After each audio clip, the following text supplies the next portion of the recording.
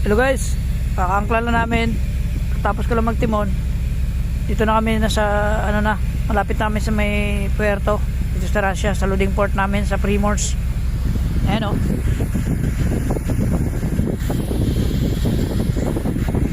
Andun pa yung port na yan. Pagluludingan namin.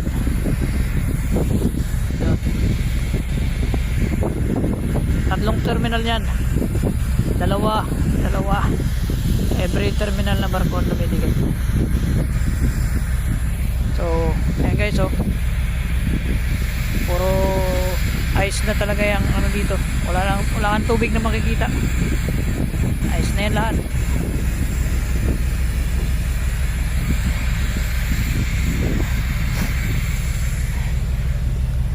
Ice baby. Oh.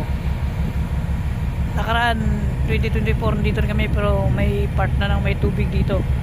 Pero ngayon tingnan nyo, wala. Panay ano talaga yan, panay ice. Oh.